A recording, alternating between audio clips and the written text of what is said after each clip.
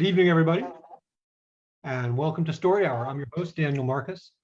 My unparalleled co-host is Laura Blackwell, and I hope that you're all healthy and safe, taking care of yourselves, taking care of each other. I started Story Hour in the very early days of the pandemic. We were locked down, shut in, scared and nervous, and I wanted to just create a space where my writer friends and I could share our work with each other. I envisioned a pretty small community, kind of intimate, and it's still kind of intimate, but it's really grown like crazy. We've had, oh God, probably close to 200 writers through these rooms in the last couple of years. And it's just turned into something really wonderful and much larger than I expected. So again, I want to thank my co-host, Laura Blackwell, for helping to make this happen and to sustain it. The deal here is pretty simple. I like to think of this format as kind of one of the oldest forms of entertainment in human history, and that's people sitting around the fire telling each other lies. And here we do exactly that. We've got two writers, about 30 minutes each. And tonight we're very happy to have Lewis Evans and M. Shaw. It's also our custom to ask our authors to indicate a worthy cause for us to call your attention to. And if you're fortunate enough to be able to help financially to do that, if not, then at least raise your awareness that these efforts are out there and you can support them in other ways by spreading the word and doing whatever you can. Lewis is reading tonight for the Malaria Consortium. That's malariaconsortium.org, specializing in the prevention, control, and treatment of malaria and other communicable diseases, saving lives and improving health in Africa and Asia through evidence-based programs that combat targeted diseases and promote universal health coverage. They invest their efforts in accelerating the reduction in the burden of these diseases, supporting health systems to be more responsive and more resilient, and strengthening data-informed decision-making and using their expertise and learnings to influence policy and practice. M. Shaw is reading tonight for the Trans Family Network, TFN, or transfam.net. TFN is a new volunteer-run nonprofit dedicated to connecting volunteers across the country with members of the trans community in need. They're a nonprofit group of volunteers who are aiming to combat anti-trans legislation with a network of love, support, and understanding. TFN believes that every trans person, regardless of their race, age, gender, legal status, or disability, has a right to a safe, affirmed, and empowered life. So that's transfam.net. So let's get started. M. Shaw is going to open us up tonight. M. Shaw probably wrote whatever you're reading, or in this case, listening to, in an empty art museum after midnight. They are a 2019 graduate of the Clarion Science Fiction and Fantasy Writers Workshop and a past organizer of the Denver Mercury Poetry Slam. Their absurdist body horror novella, One Hand to Hold, One Hand to Carve, it's a great title, is available from Tenebris Press. Their website is mshawawesome.com. They live in Arvada, Colorado. M, take it away. Thank you, Daniel. Hey, everybody, I'm M. Shaw. Everything that Daniel said about me is 100% true. Tonight, I am going to be reading a new story for you guys. This one is not out anywhere yet, but we are working on it. It's called An American Vampire in Amsterdam. I figured they meant well, insofar as our kind ever do. Who could blame these Dutchmen with their public blood banks punctuating cities as frequently as coffee shops for being curious about how we did things in the backward theocracy, nay superpower across the water? Back in Chicago, I was almost comically non-threatening as vampires go, but to them, here, I was all but an unwashed savage. I wouldn't know, I told them. I make do with pig's blood, same as everyone else I know. I'm pretty sure gross consumption is an urban legend. Liz's friends nodded, stifling disappointment. Liz herself returned from the bar at that moment, bearing another round of whiskey shots, which we toasted in a variety of languages, feeling just as awkward as every other interaction of the night so far. I knew none of these people. Petra, Valmer, Dulcia, someone and still couldn't clock how to act around them. I barely even knew Liz and hadn't seen her in almost 50 years, but finding out we had both become vampires was as good a reason as any for me to visit. Why not try to reconnect with someone you had 2 classes with at NYU in the 70s, when everyone else you know is either dead or working on it, and definitely not up for a little nightlife either way? The band started a new set, dancers crowded the floor, and thus our conversation scaled back to what was worth yelling more than once to be understood. I could at least see why Dulcia had brought us here. The unnamed Samba Club was essentially a speakeasy, accessed through a narrow stairwell between a billiard hall and a post office. 4 or 5 dozen people crammed into one basement room, sweating and breathing and belching and kissing until the air was a smorgasbord of odors and pheromones. To us, more titillating than any red light district sex show. The best part was that if we got the thirst, we could walk 2 blocks to the nearest blood bank and get 200 milliliters of certified ethical human blood for €20, which we did eventually. I ended up walking Dulcia home at the end of the night, her apartment being in the same direction as where I was staying. There were plenty of hotels in the city with more than adequate amenities, but I had opted for a houseboat on the canals once I'd verified it had blackout curtains. She acted amazed when I told her this, as if she were the visitor to my city. "You are enjoying Amsterdam?" she asked. "Are you kidding?" I said. "Here I am walking down a well-lit street with no makeup. Wouldn't even consider it back home."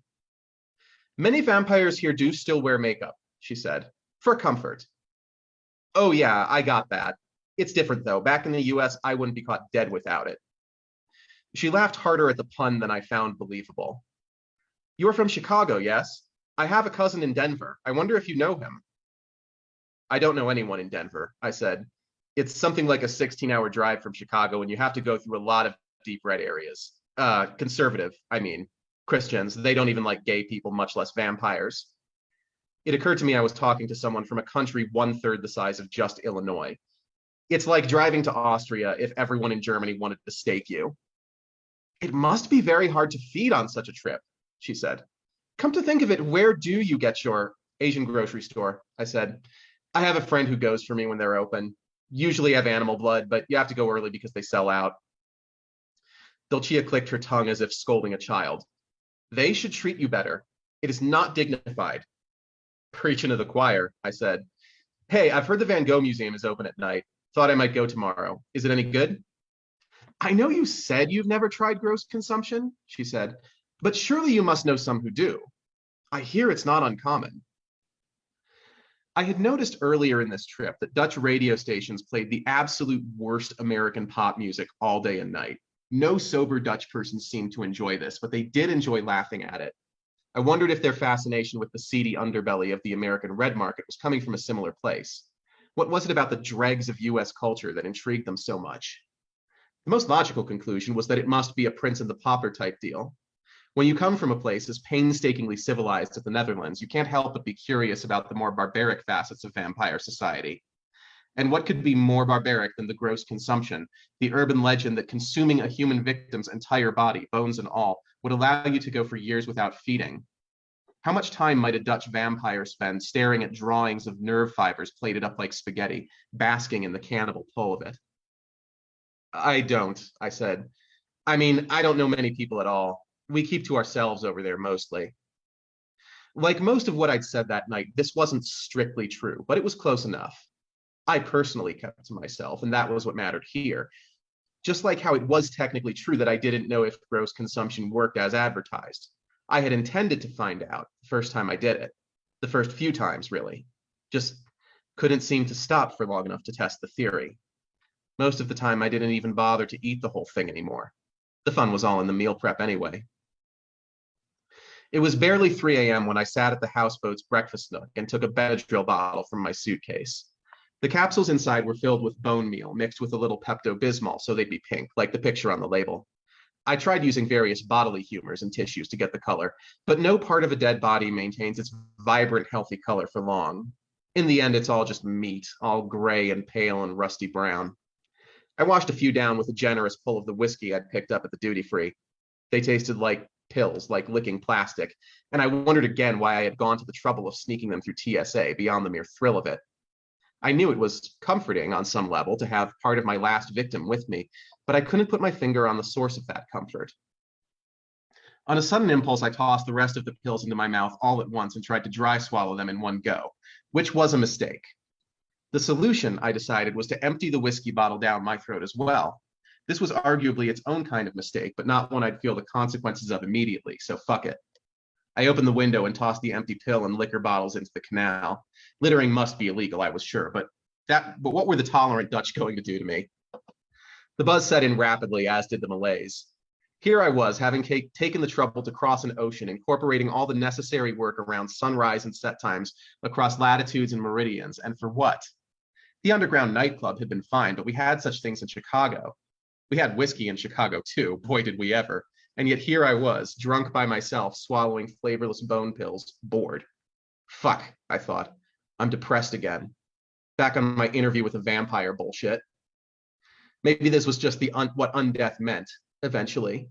The extinction of novelty. Sooner or later, I'd be able to go anywhere in the world and find nothing new under the sun or otherwise.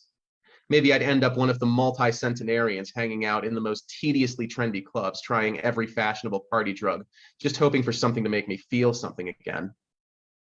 I was sitting on the deck, daring myself to wait there until sunrise, when my liquid courage turned to liquid determination. Fuck malaise.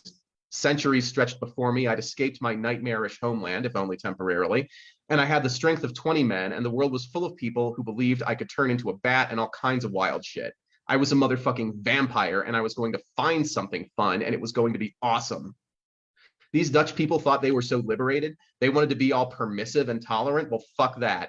I was going to kill someone anyway. Might just leave the body in the street too, because fuck it. A quick check of night bus routes, and I was off to the suburbs, which I'd seen some of on the way in from the airport a few days back. I had no idea where I was going, but I knew what I was looking for. Blocky, anonymous apartment buildings, many of which had what I thought were scandalously huge windows looking in on the units. Maybe, I thought, people with adequate civil liberties and legal protections would decide they didn't need privacy the way we did in America. I could get used to this, I thought, as the southwest suburbs came into view, replacing the eclectic facades of the old city with mile after mile of generic post-war development. I imagined living here.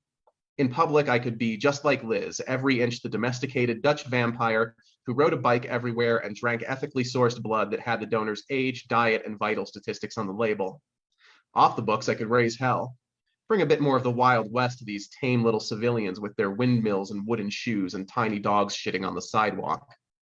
I could be a legend here without having to change my habits all that much. A shark in a fish tank, the real American dream. Ideally, hunting involves more prep time. The best way to do it, in my opinion, is to watch a spot for a couple weeks, not a 24/7 stakeout, just a frequent enough haunt to identify people with a set routine. You pick one, watch them long enough to predict the sweet spot where it will be at least a couple days before they're missed. Rail yards are great because the workers won't get home for stretches of days and absolutely nothing runs anywhere near on time. Plus, they're always pumping themselves full of red meat and nicotine, so their blood tastes amazing. Homeless camps are okay too, but you have to be more careful. Those guys talk to each other and there's always cops sniffing around. In a pinch, though, you can do what I was doing on the outskirts of Amsterdam. Find someone sleeping alone and go with the flow. The key is to leave your phone at home, don't make a mess, and avoid the area for a few months afterward. As far as how to find said person, I would mostly go by sound. Other people's heartbeats are much more noticeable when you don't have one yourself. I mean, I had one most of the time. Like any vampire, I'd insist in public that we weren't dead, that the whole undeath thing was an old wives' tale. The fact remained, though, that there was something tethering me to life beyond the simple bodily machinations that keep most people going. I could breathe, my heart could beat, but it was all a performance. I could stop performing for a few minutes at a time, make myself go quiet inside, and then it would all come into focus. The apartments were more crowded than I'd expected, but I found someone sleeping in the back room of a shawarma place. There was a time when I would have written him off because there was probably an alarm on the door, plus a break and enter at a business would be noticed by the next morning. That wasn't a deal breaker for me anymore, though. Where vampire powers are concerned, turning into mist is well known to be one of the fake ones. What most people, other vampires included, don't know is that it's based on something real, only the real version's workings don't slot well into folklore. What the legends are really about is the ability to go through a locked door without opening it. Not many know how to do it, and I wouldn't have thought it possible if not for all the Chicago winters when even the living dead don't want to go outside that gave me the chance to figure it out due to sheer boredom. It's sort of like meditation. You have to completely forget that doors are a thing. Then imagine what doors would be like if they actually existed. Obviously, the point of a door is that you go through it. There wouldn't be a door that you can't go through because that would defeat the entire purpose. Then you move in this kind of diagonal, like squiggle direction, and it's done. It sounds like some hippy dippy bullshit that shouldn't work, and that's fair. Vampires shouldn't work either. We should be dead. We just can't seem to stop doing our thing. Whole concept is pretty trippy itself, if you ask me. Why should I have to die while others live, man? Anyway, I was inside the shop. I'd started out this expedition looking for anonymous apartments, but really there's nothing more anonymous than a fast food kitchen. I'd spent far more time in them over the course of my existence than I cared to, and while there were minor variations from one to the next, there was basically only one way to build them. There's the fryer, the grill, there's the triple sink, there's the fridge, and the other fridge, and the hand washing station, and the dishwasher, and so on. Thousands of miles from home, and it was all exactly the same. The weight of health codes, shareholder demands, and practical necessity had compacted every commercial kitchen in the Western world into a series of uniform stainless steel cubes. The sleeper's throaty baritone grandpa snores echoed loud and clear from the next room. Probably a heavy smoker from the sound. I hoped I was right about that. Nicotine-rich blood had an extra spring to it going down, almost like carbonation. Good stuff, even if it did make me crave cigarettes for a week after drinking it. The door to his room was unlocked. I turned the handle gently and pushed it open as if in slow motion, which didn't stop the hinges from grinding and squealing like a cat being stepped on. The snoring abruptly ceased, and I saw two badly bloodshot eyes pop open at one end of a camping cot by the opposite wall. What followed was a rapid string of muttered words in a combination of languages. I could pick out alstublieft, which I understood was the Dutch aloha, but not much else. Spreekt u Engels? I said. It was the only Dutch I'd needed so far, since just about everyone here did, in fact, speak English. No, please, the guy said. No, please, over and over, like he was having a flashback. I crouched by the cot. The room was tiny, practically a closet. I almost had to lean my back against the door to avoid mashing my face into the chronically unwashed sleeping bag he lay under. I spoke slowly. Hey, man. Hey, I'm sorry. I didn't know there was anyone here. He quit repeating himself. His tone dropped to a whisper. Please, I have nothing. Okay, I said. Listen, I'm just looking for cash, but I don't want any trouble. Didn't know there was anyone in here, I swear. I'm just gonna leave, all right? No harm done. He snorted a hefty blob of mucus and swallowed. When he exhaled again, I smelled a hint of blood. He must have bit himself in his panic. Okay, he said. Yes. Great, I said. What's the code for the back door? My mother's birthday, he said. His accent wasn't Dutch, but beyond that I couldn't tell. 5942. Thanks, I said, and bit into his carotid artery. This was the tricky part. A little blood on the sleeping bag would be fine. I could dispose of that, but I had to keep it off the cot, the floor, everything else. Managing the blood flow from a dying victim was always a combination of sucking on the wound as hard as I could and trying to keep them from thrashing so much that they broke free for a moment and gushed all over the place. They always thrashed, which I didn't see the point of since they were going to die anyway, and this one was no exception. I had a theory that the stereotype of vampires hissing came from them trying to shush victims while drinking their blood at the same time, though of course there was no way to prove this. Despite everything, it was a clean kill. I stroked his hair until I was sure the lights had gone out upstairs and that I drained him enough that he wouldn't leak as long as I kept the wound above his heart. I found some zip ties in the kitchen and used them to strap his wrists to his ankles so I could carry him under my arm like a football, the American kind, without his limbs dragging on the floor. Body in tow, I entered the code on the door alarm.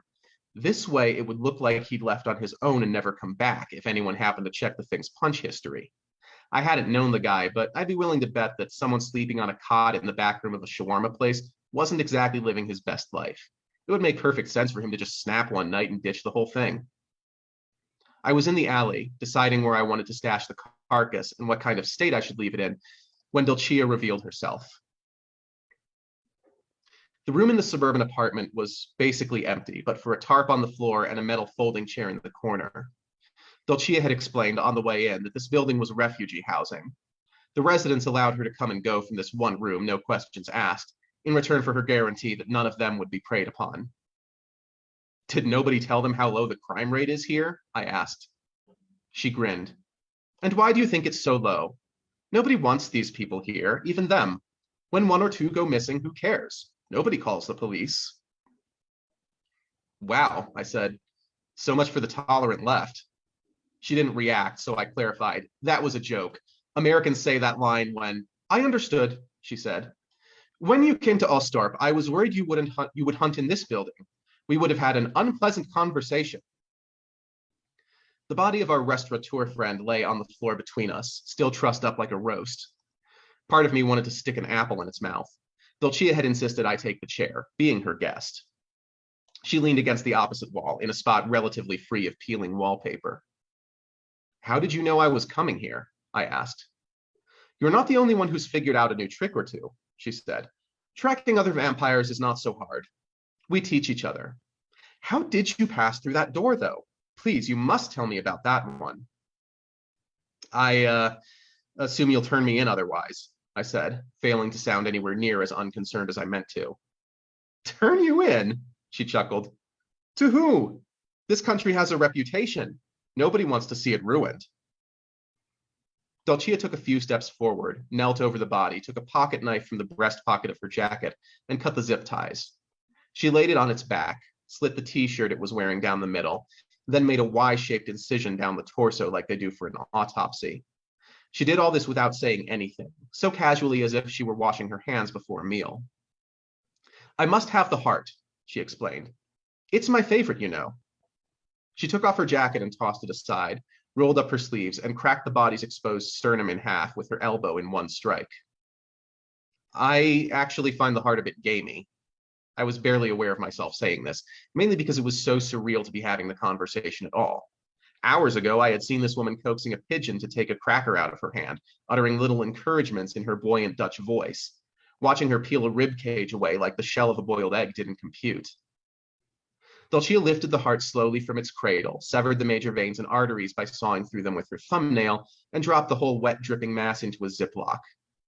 I hear the texture improves when pickled, she said. I'd like to try. I agree with you about the gaminess, but the flavor is simply beyond compare, almost like electricity in my mouth. Which part is your favorite?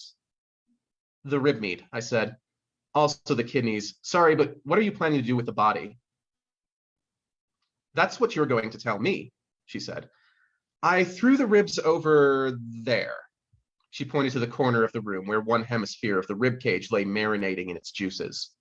We will split the kidneys. So, the gross consumption. You have tried it after all, yes? I sighed. Yeah, I guess I have. I still don't know if it works, though. Never tested how long I can go without feeding. You seem uncomfortable. She said this as she was severing the lower end of the intestines just above the rectum. She then started squeezing them from end to end like a toothpaste tube, emptying them of gut gas and feces. I hope you're not going to tell me I have to eat the shit. How the fuck should I know? I just told you I've never actually checked if gross consumption works. Do whatever you want. Dulcia wiped her hands on a kerchief. Seriously, what is wrong? I don't know. I guess... I chewed my lip for a moment, hoping I could spur it into finding its words. I thought things were different here, more civilized. You thought a country with legal vampirism was more civilized? Dulcia laughed. I'd heard her laugh before, but it always sounded rehearsed, like a singer practicing scales. This was different, uglier, like a real person laughing. What, with our drugs and our bicycles and our red light district? You think cannibalism is more civilized when it's taxed? I mean, she waved a dismissive hand. You would have that in common with most of our governments, I think. I will say the Dutch have always been very good at figuring out how to tolerate our own behavior. If that's what you call civilized, then yes. We have prostitution here because our ancestors feared sailors doing to our own women what they did freely to women in the colonies that they pillaged to build our empire. When your way of life is already built on the back of the people and countries you've drained, it's hard to disparage vampires in your midst. We're much like America in that way, only we don't have such conflicted feelings about it. When you put it that way. I wasn't completely sure that what she was telling me made sense, but I couldn't find the energy to argue. I also thought it was beside the point of what I was getting at, but couldn't articulate why. Look up Zwarte Piet on the internet later, she said. You'll find we are as tolerant as suits our own convenience. Now let us get down to the reason we're here. Which is? There was a knock at the door, followed by a rapid string of Dutch words on the other side. I bolted to my feet, convinced it must be the police, but Dulcia answered in calm, genial tones. The door opened, and in walked a group consisting of Liz's friends from the nightclub, plus a few others. They waved to me, one by one, as they came through the door, even the ones I'd never met. Liz herself was absent. Dulcia introduced me to the newcomers as they arranged themselves, standing or squatting, a polite distance from the body and watching me expectantly, as if they were posing for a photo and I was holding the camera. Now then, she clasped her hands together TED Talk style. Before we begin, I'd like to thank you very much for coming. This, she said to me specifically. Liz, your friend, has been delightful for us to know these past few months, but unfortunately has not brought along anything to advance our knowledge of our own craft. But you have mastered the gross consumption, as well apparently as the ability to pass through a door without opening it. She paused, joining the others for a moment in their fixation on me. We were hoping... She didn't finish the sentence, but it was easy enough for me to gather what they wanted. I should have been panicking. Never in the 7 decades I'd spent as a vampire had I been so thoroughly apprehended doing something I was so definitely not supposed to do. There were 8 of them here, and each one now had enough dirt on me to get my passport confiscated and my ass thrown in a foreign prison. But I didn't panic. Far from it, I felt lighter than air. I thought back on the hopes I'd had for my Amsterdam trip, that shark in a fish tank feeling I'd been chasing. I wasn't anybody in the US, not as a person or as a vampire, just a dweeby, introverted guy with a patchy beard, a shitty job, and no friends who I saw on a regular basis. The Netherlands was so small, so quaint, that I assumed just being an American vampire would give me a certain mystique that I'd never have at home. That expectation hadn't panned out quite like I expected, but now I'd found something else instead. I wasn't a shark in a fish tank, I was a shark in a shark tank, one where the other sharks finally saw me for the strength of my bite. Okay, I said. To start with, you have to drain and catch all the blood from the corpse. This is where it pays to know how to field dress a deer. One of the vampires raised his hand. What means field dress a deer? In a few weeks, I'd return home, raving like any other tourist about the sane, sensible way people lived over here. Anyone with an earshot would roll their eyes, I was sure, but then you don't know until you know. Americans, Dutchmen, whatever. We were all vampires and the world was ours. I grinned. So glad you asked. And that is the end.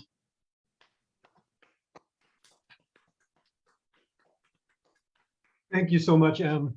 That was great fun.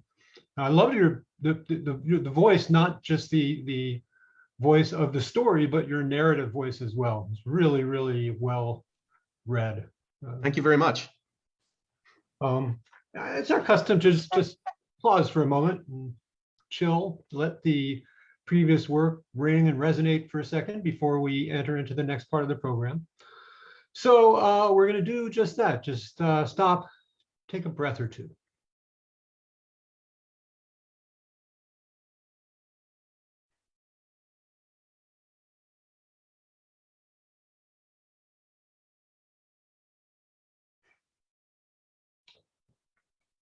All right. Thank you. That was M. Shaw. Really lovely work. Our next reader is Lewis Evans. He is a returning Story Hour contributor, a repeat offender. He was last here with us in May of 2021. And Lewis lives with his spouse, who is the love of his life, who he met by chance on the street. So he highly recommends that if you can swing it. His work has previously appeared in Nature, Futures, Analog, FNSF, Interzone, and elsewhere. Lewis is a recent graduate of Clarion West. Yay! His site is evanslewis.com, and he tweets occasionally at Lewis Evans Wright. Lewis, take it away. Thank you. So I'll be reading Everybody's Got a Hungry Heart, which will contain, I'm afraid to spoil this for you, fewer eviscerations. And yeah, all right. Agent Heartbreak and the Misery Muse meet cute on a Lonely Hearts cruise. Their gazes lock above the brunch buffet. She, let's go with she for Agent Heartbreak, inaccurate though it is, she is a vision in a silk robe, bathing costume high to her neck and cut open just below her sternum, cheekbones like a jewel thief's kit. She is spooning a single deviled egg onto an undersized plate, objectively the most awkward food to serve at a buffet, but her muscular arms move it the way the hired dance virtuoso whirls an ingenue across the ballroom floor. He, let's call the muse he, although at least by percentages this is dead wrong, looks like nothing more than the most fuckable elf prince of Mars. Iron oxide skin, understated jewelry. His hair is platinum from root to tip and flows over his collar and down to his chest. His shirt is open to his navel. He is buttering a bagel. They stare deeply into each other's eyes, which are utterly unalike in appearance, light and dark, wide and narrow, round and sharp. They do, however, have one commonality. To stare into either pair of eyes is to feel oneself drowning in a tank of cement. They hold each other's gazes for a long, long time. Everyone on the cruise, from crew to captain, hold their breath. Every seabird wheeling in the sky and dolphin leaping alongside forgets to exhale. Finally, as one, they look away, the same quick flash of eyes that so coyly invites pursuit. They do not look back. He finishes buttering his bagel. She eats the deviled egg, standing right there at the buffet table, and gets a big fat glob of mustard and yolk right on her chin. They stomp out of the dining hall by opposite exits. Though neither of them knows it, they're thinking the exact same thing. Who the hell was that asshole? Agent Heartbreak is the crowning glory of a secret government research program. At least that's what her handlers tell her. When they come to her, they wear sunglasses and thick mittens and noise-canceling headphones that render her voice flat and robotic. They're always in pairs, and when they leave, at least one of them is usually weeping. Her handlers tell her that back in the 50s after the war, they do not say which 50s, whose war, the government saw the rise of the three-headed dragon of the cosmetics / beauty / advertising industry and sought to conquer it. They tell her that for a decade or more, men in plain gray suits and shuffling gait bombed fashioned runways, advertising agencies, television studios, hair care counters, while apprentice models in fashionable shifts slit throat after bureaucrat throat, smiling smiles that never reached their eyes. After armistice, both combatants joined their energies to get toward a single purpose, the strategic use of sensuality. They bred it girls and rugby players and hypnotists and lifeguards with each other with the frantic enthusiasm of a child who finds that smashing two dollies' groins together causes a different sort of warmth in its loins. And that's how they made her, when the military cosmetological complex loves itself very, very much. The last one she loved was a mistake. It was a woman this time. Agent Heartbreak usually dates men, not from any personal preference. If she had her druthers, she'd date nobody and spend a lot of time with dogs. But like everyone, she has a job, and like quite a lot of us, she can't really quit. And in her case, the job is to seduce the enemies of the three-letter agency that has bred her into existence. Most of those enemies are men, and so Agent Heartbreak's dance card waxes phallic. There's nothing to be done about it. This target was a woman, a mid-level project manager in a hostile nation's nuclear power industry. She had a husband and kids. She had a flawless reputation for romantic reserve and sexual continence. She had never had an affair, a fling, an indiscretion. Agent Heartbreak met her at the opera during intermission. The soprano ingenue had sung Lost, Lost, Lost, and broken down into melodramatic tears on stage, and the curtain fell, and the bourgeois, petite and otherwise, poured into the lobby. The target was wearing an undistinguished string of pearls and last season's evening dress in a respectable shade of gray, and standing aimlessly by the bathroom, sipping a plastic cup of wine, waiting for her husband to finish up. Agent Heartbreak strode by in a three-piece suit tailored to every curve of her body, the color of midnight on midnight on midnight. The target's eyes followed her. Even when Agent Heartbreak is moving incognito, she draws eyes out of the crowd by the dozens. When she is on a mission, she can bring a bar brawl to silence with a single crook of her eyebrow. She passed in front of the target, letting herself be seen, letting the target's eyes follow her, and she disappeared into the whirl of evening wear, and she waited the length of the target's longing, lonesome sigh. Then she appeared at the target's elbow, cocking her head toward the arched glass doors. Cigarette? When you're good at something, it rarely holds your interest. Agent Heartbreak played this target like all others, catch and release, catch and release. Stolen moments at somewhere. Man, that's missing from this draft. Stolen kisses in the alleyway outside an underground synth pop club, all tectonic beats and rainbow strobes. Long weeks of silence, long weekends of uninterrupted lust. The lab guys call it intermittent reinforcement, operant conditioning. Agent Heartbreak has a natural sense of rhythm and no need for such jargon. Eventually, she gets the target to steal. Small things at first, then bigger ones. She is cruel, demanding, heartless. She giveth and she taketh away. It is like boiling a frog, like cooking a pot roast, a long, slow, growing simmer. Agent Heartbreak begins to meet the target at an apartment. It is a third-floor walk-up, unfinished and underfurnished. They make love on a futon amid low thread count sheets. All of the good sheets have stayed at the house where the target's husband lives and where Agent Heartbreak is not welcome. Together, Agent Heartbreak and the target eat greasy delivery dumplings and drip oil on the crooked hardwood. The target says, "I think this is love." Agent Heartbreak makes a noise. People have killed themselves over Agent Heartbreak before. Like a lot of people. How do you think they started calling her Agent Heartbreak? When she started out, she was just Agent 86. So she's used to it. Well, no, she's not used to it. It's not, a good feeling, but it's like a chronic gastric condition or something. It starts with that familiar low burn deep in her gut, and then she spends a day holed up with the pukes or the shits, or if she's especially lucky, both, and then she gets over it and she keeps going. What's she gonna do? Stop eating? Her handlers are familiar with this affliction, and they are magnanimous with half holidays and weekends of R&R and bottles of antacid. Agent Heartbreak hadn't figured this target for a suicide. Too sensible, too composed. Exactly the sort of woman who could, piece by careful piece, reassemble a shattered life. If not into the same shape, at least into something serviceable. And you know what? Agent Heartbreak was right. The target didn't kill herself, didn't even cry. No, what fucked Agent Heartbreak up was the kid. It's the last day of the mission, and it's got that wind-whipped last day feel. Where are the keys? Where's my hat? Have they blown my cover? What's the extraction window? And Agent Heartbreak goes to the target's house, not her new apartment, but the family house, a 3-story brownstone in a Tony neighborhood with a nice shiny streetcar tootling by on restored rails. Agent Heartbreak is dressed to travel and made up to stun for one last time. Her faked accent is sagging like a beat-down porch. She's already forgetting how to conjugate the target's language. It's a good neighborhood and the door isn't locked. Agent Heartbreak lets herself in. She's after just one more set of documents, one final sheaf of papers the target has left at her family home rather than the apartment. Nothing special about these documents.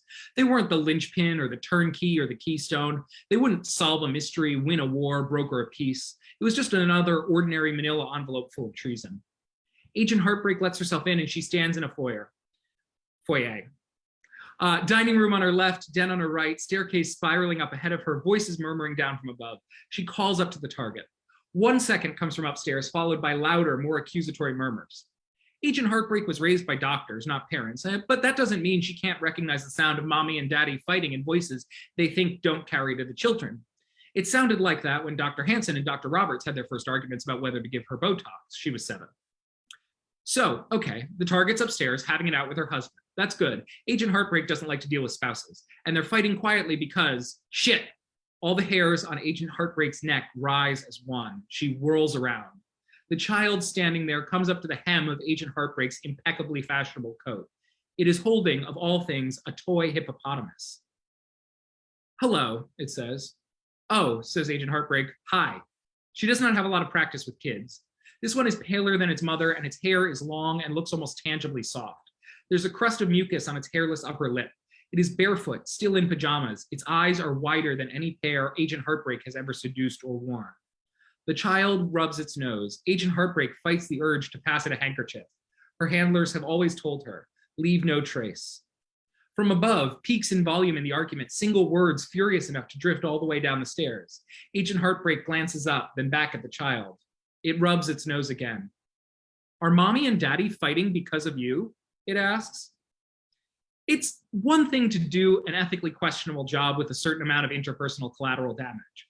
It's another thing for a tender-hearted child to show up at your place of work and rub your nose in the human cost of everything you've done like you're a puppy that's just pissed on the carpet. How do you recover from something like that? Boom, headshot, right in the guilt. Agent Heartbreak got the papers and she got out of the country, but it was already clear in the debriefing that a couple of important gears had gotten knocked loose in her machinery of seduction. They sent her out on another mission. She was supposed to meet the target, a millionaire of mixed sympathies, at the opening of a gallery exhibit and seduce him into defecting. She went to the opening, got shit-faced, threw a sculpture at a painting, and howled about the meaninglessness of deconstructionism until she was dragged off by security. The underground art zines were thrilled, her handlers less so. The millionaire defected anyway for business reasons. Agent Heartbreak's handlers don't tell her that sort of thing. She has no need to know. When a knife is blunted, you send it to the whetstone. When a pot is broken, you fill its cracks with mud or gold. Agent Heartbreak's handlers got her a single cabin on a Lonely Hearts cruise. The reservation is for one, but the cabin is big enough for two. Agent Heartbreak supposes that's the point. Agent Heartbreak does not take a lover. She makes excuses to get out of singles bingo and singles dancing and singles bridge and singles champagne and fireworks. She attends singles bocce and plays with monomaniacal intent.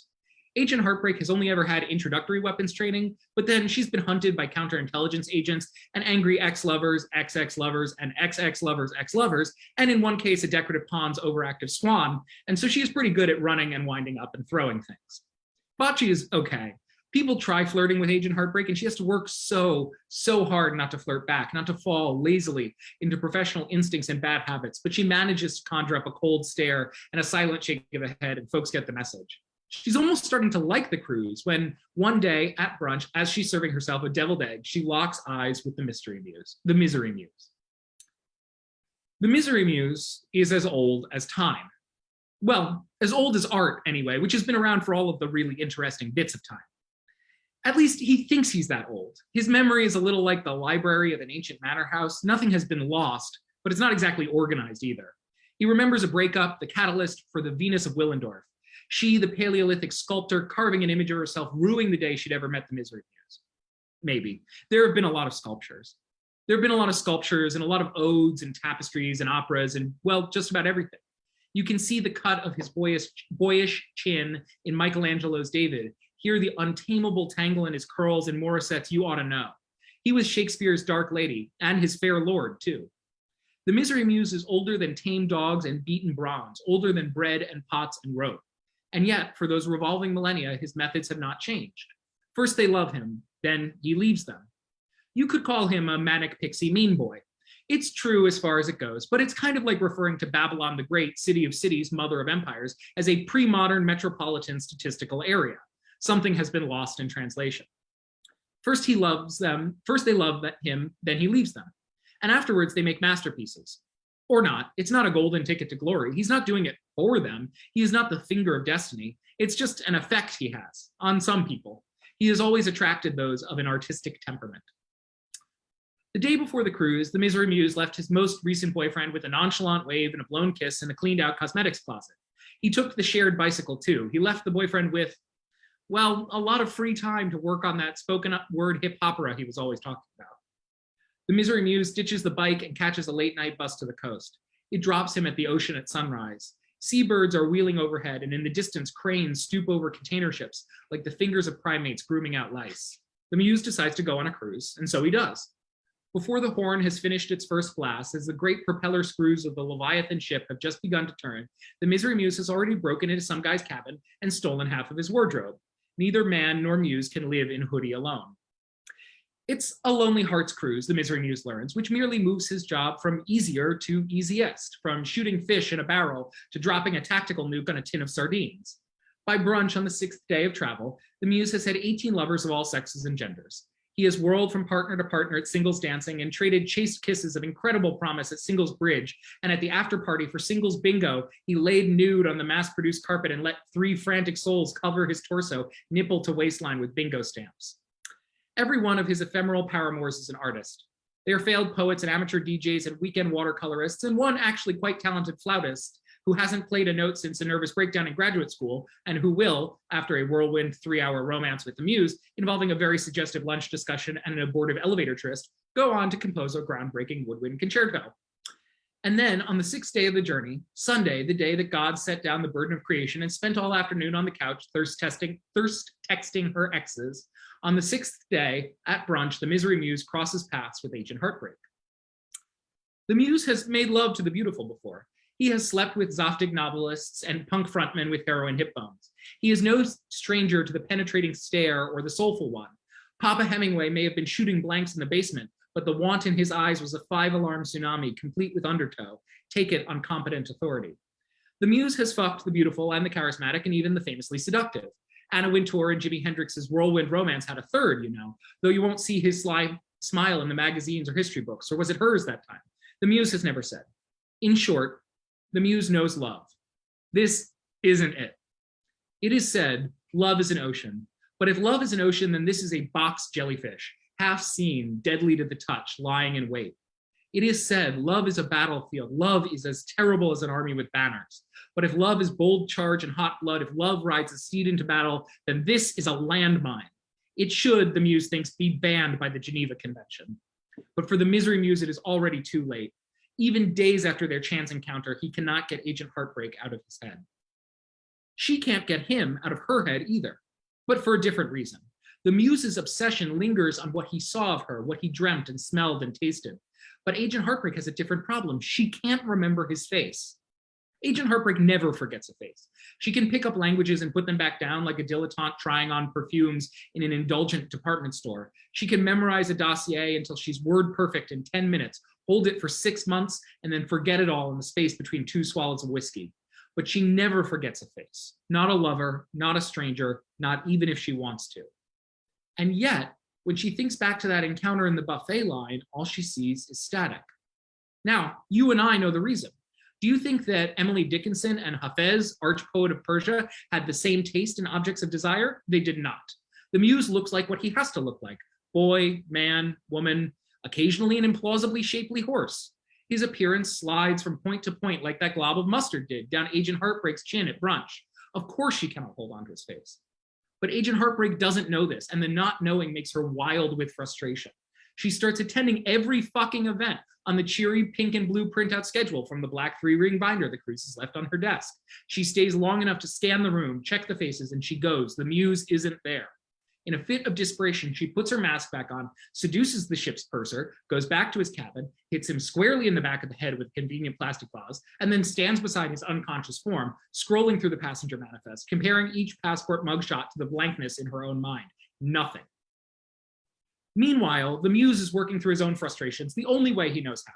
He makes eyes at everyone and crams people into his dance card until it boils over and names run down the carpet. He strokes chests and hair and runs his thumb across the lower lip of total strangers. He eats an entire plum in public. The last time he did that, the Iliad and the Odyssey were both written on the same damn night. He is like an amp whose volume goes from 11 to 20 with its dial presently hovering somewhere around 42. His knuckles start to give off little static sparks. He spills coffee and accidentally touches the hand of the waiter who's wiping it up. That man hasn't written a word since high school, and within the year, he's on the bestseller list with the first 2 novels of an erotic detective series. The Misery Muse doesn't notice. Normally, he feeds on that unrequited love shit like mosquitoes on innocent campers, but now he's a mess, distractible, can't wait for things to ripen, always hopping on to the next one. They don't meet for a long time, and then they do. It's night, the stars are out, the lights on deck have been dimmed for effect. There's a faux fire pit, all smoke and fans and light. Everyone is walking around in couples or little intimate knots, wine glasses in hands. The Misery Muse is pacing up and down the deck, irritable, glowering down at his shoes. His scowl has rendered him unattractive. For the first time in a long time, passerby look away, not longingly towards. Agent Heartbreak leaves the unconscious purser on the floor of his cabin, and she comes up to the deck to get some air, literally, not just figuratively. Spend too long below decks, and every ship feels like a submarine, the even whir of the ducks, the stale smell. She stands by the side of the deck and looks out at the sea. Its undulating surface captures every star in the sky, but never all of them at once. She sighs. The Misery Muse collides with her bodily, and they go down in a tangle of awkward elbows. Oh, I'm sorry, says Agent Heartbreak, who, let's be realistic, is the more polite of the two by far. And then she recognizes his face. You! They fucked first. Perhaps it should have been otherwise. Perhaps they should have walked the stations of the cross, the pilgrimage of love. Perhaps they should have seen a priest, tied hands, looked into each other's eyes, and answered 20 questions. There are ways this could have gone better. This story is only the truth. They recognized each other in that tangle of limbs, and without words, without further touch, each body humming like a worn-out high-voltage transformer the day before it sparks the next forest fire, they went to Agent Heartbreak's room, and they fucked. Kisses, teeth, fingers. I will tell you a secret now, the secret heart of the world. Neither Agent Heartbreak nor the Misery Muse is all that good in bed. Need and joy are different planets orbiting different suns. Plus, when usually you're with people who have obsessed about you, burned for you, bitten nails and sweated over you, you don't need much independent inspiration. You're just along for the ride. Neither of them is very good at sex, and together they are worse. It isn't a catastrophe, but it takes nobody's breath away. They hydrate and they try again. There is a slight improvement. After the second time, they're lying in bed together, completely nude, looking up at the ceiling. Agent Heartbreak has always known that she is a knife of a certain shape, sharp here, safe there. Still, it was not something pleasant to confront in the disappointed grunts of the first lover she'd voluntarily taken in decades. The Misery Muse's hand finds its way into hers. They squeeze. They hold hands for a minute, and then suddenly, for no reason she can well articulate, Agent Heartbreak is telling him everything. Her whole life story, being raised by the doctors, the nice ones and the cruel ones, the way all the days blended together, the classroom in the bunker, the makeup practice, the gyms, the showers, the first time she went out on a training mission, the way her hands shook in the bar, the way people looked at her, so many different faces. She remembers them all, remembers each staring expression, the bartender's slack jaw, the bus driver's smile, the first target, the first suicide, the first failed mission, every language she ever spoke, all of them coming back to her now, the feel of standing in an airport waiting for a plane to a brand new country, her dreams of retiring to a cabin with just dogs, the very best sandwich she ever had, the book she read half of on a bus once and never learned how it ended, what she'd feed the dogs in the cabin, the name of every lover she's ever had, every time she nearly died, the time she was poisoned, the time she was shot, the plastic surgery they made her have for the bullet wound, what she would name the dogs in the cabin, the time they crashed her car into the sea, and on and on. And in the end, there's nothing left. Oh, says the Misery Muse, and it is a round and hollow sound. After that, they sleep. They get breakfast together. They get lunch together. They win bocce and they lose bridge. They stay up late, and the Misery Muse points at the stars and recites poetry written about each one, the famous odes and the forgotten ones. On the last day of the cruise, the Misery Muse tells his story in fits and awkward starts. It's another thing he's not that good at. It doesn't matter. Agent Heartbreak is a good listener, nods in the right places. They kiss on that last night, and it feels not quite right, so they stop. And so the cruise ends, and they split up. No baggage, no shared taxi to the airport. There's a black car waiting for Agent Heartbreak. The Misery Muse catches the bus. Things don't always end the way you want them to. Of course, that depends on what you want. Agent Heartbreak meets her handlers in the shadow of a windowless office building. In a deli in the shadow of a windowless office building. The coffee's bad, but the bagels are actually okay. The handlers make small talk about her cruise in a way that suggests that they may have had her room bugged. They ask if she feels she's gotten over her rough patch and is ready to come back onto the team. They chuckle. Agent Heartbreak chuckles too. She knows how to get along.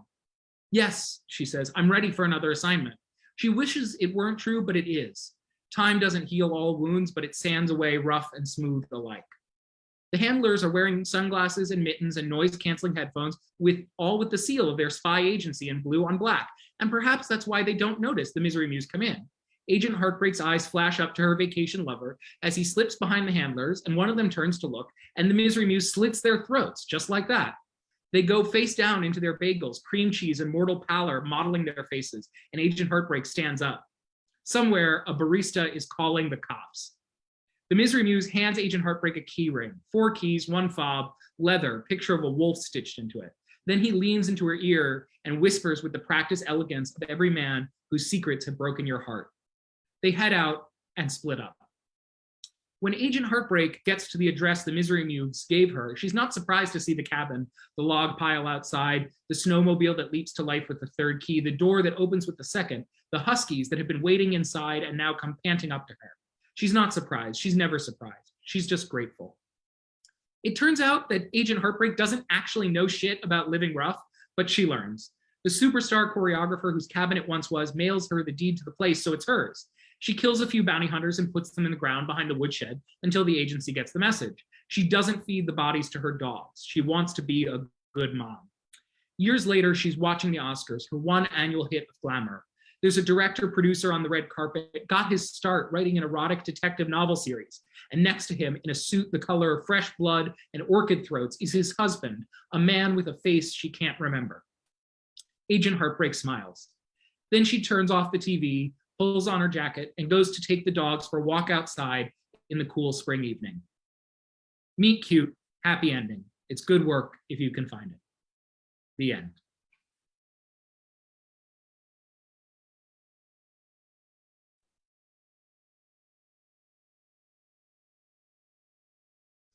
Thank you, Louis. That was lovely work. Thank you. You know, I love all of our Story Hour authors. I really do. But there is an experience that I have as a listener that is not terribly common. And I had it tonight with both authors, and that is when the work itself, the cadence, the quality of the prose, combined with the voice and the confidence of the narration, literally in seconds, pulls me right into the work. I know I don't have to worry about anything. I can completely engage with the work, and I had that experience with both of you folks tonight. So I want to thank you for sharing really fantastic work and making a very memorable story hour. So next week we have Martin Cahill and Ellen Maney. So please join us next week for another instance of Story Hour. Meanwhile, please take care of yourselves, take care of each other, and thanks again for coming and sharing the fictive dream with us. Good night, everybody.